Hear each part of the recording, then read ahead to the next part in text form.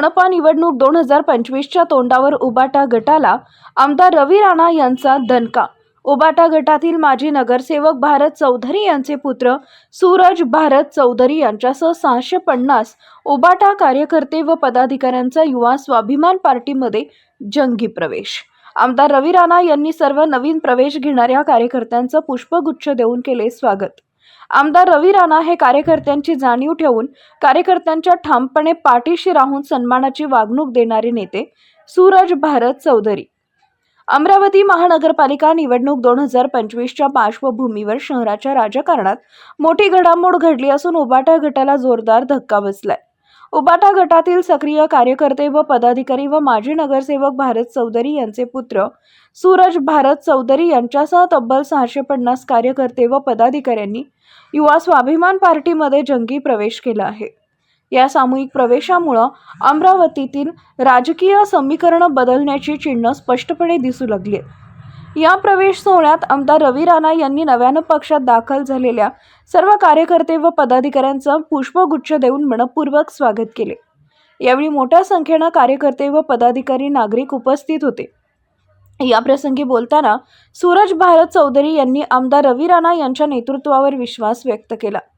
ते म्हणाले की आमदार रवी राणा हे कार्यकर्त्यांची खरी जाणीव ठेवणारे नेते आहेत।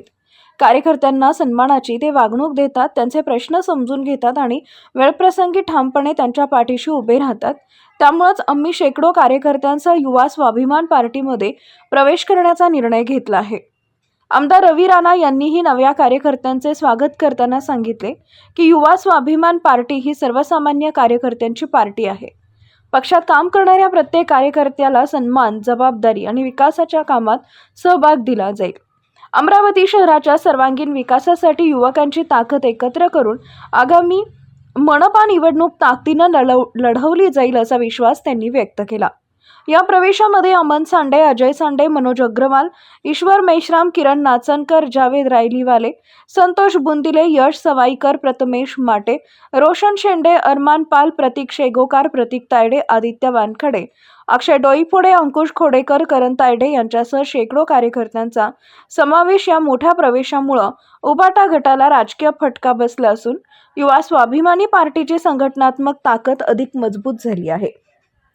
अमरावती मनपा निवडणूक 2025च्या तोंडावर झालेल्या या घडामोडीमुळे येत्या काळात शहरातील राजकारण अधिक रंगतदार होणार हे मात्र निश्चित।